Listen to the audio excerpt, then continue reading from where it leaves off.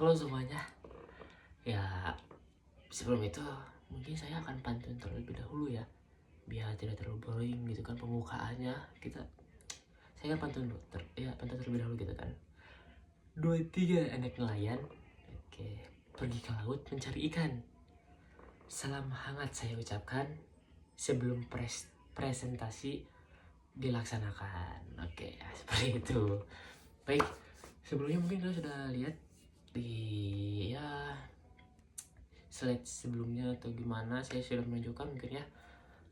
Sekali ini saya akan mempresentasikan materi tentang dampak globalisasi terhadap warga negara gitu kan. Ya, seperti itulah presentasinya. Cuman ya emang lebih lebih dilihat itu dalam berbagai aspek kehidupan seperti itu. Jadi fokusnya kita akan lebih ke sana, oke? Ya, perkenalkan, nama saya Satrio Dwiantoro dengan NPM 251000102 dari kelas C. Oke, seperti itu. Ya mungkin sudah lihat juga dari sebelumnya, tapi ya tidak salahnya saya mengulang lagi kan, biar lebih diingat gitu siapa saya. Oke.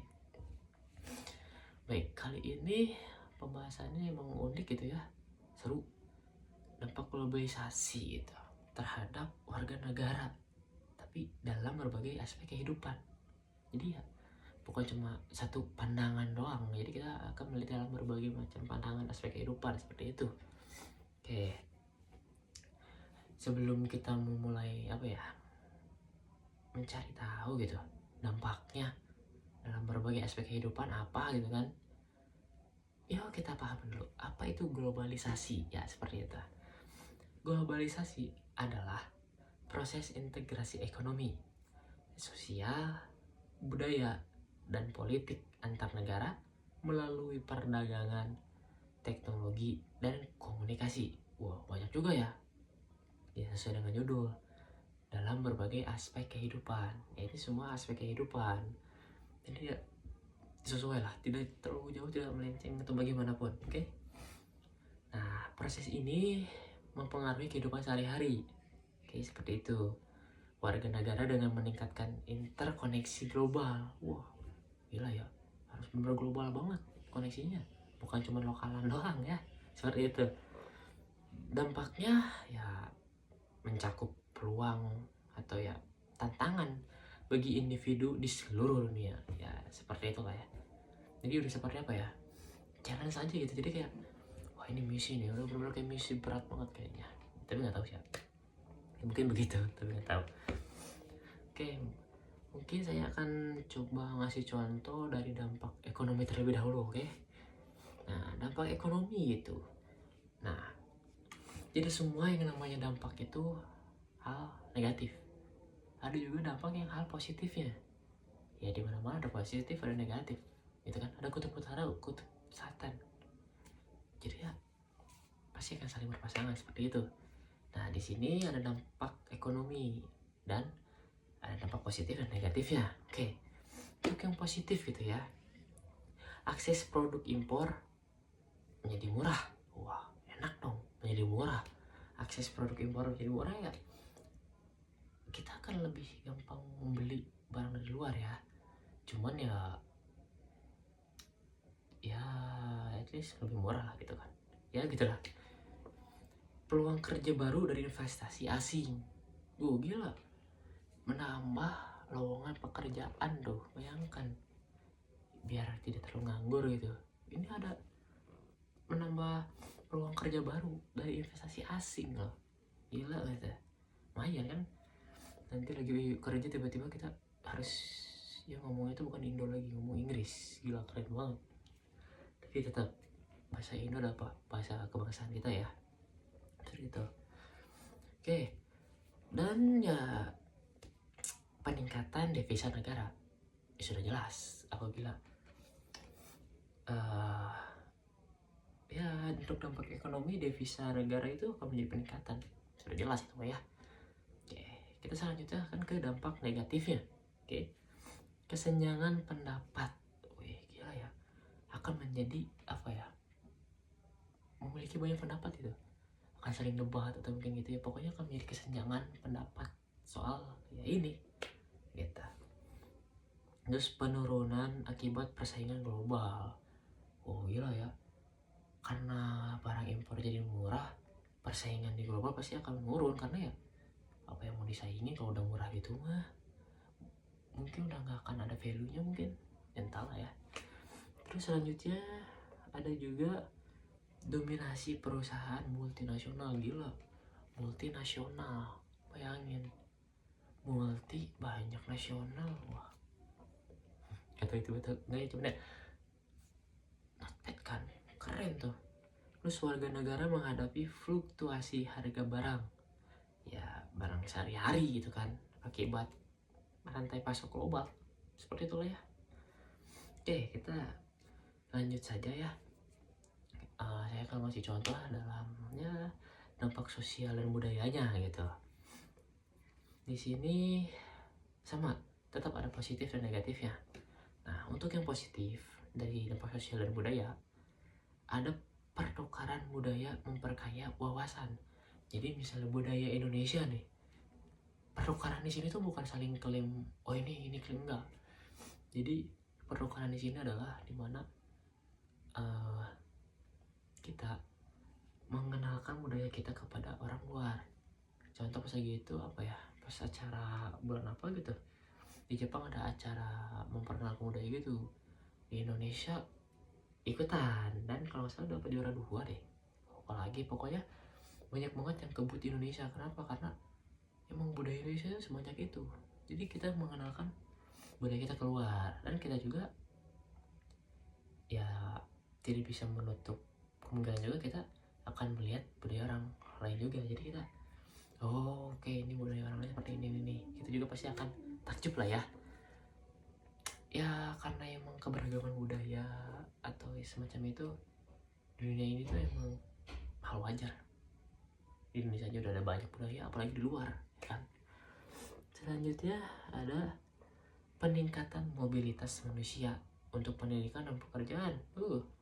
Gila udah mobilitas untuk pendidikan dan pekerjaan, jadi lebih mudah dong, lebih efisien lah, udah jelas. Kita lanjut ke negatifnya.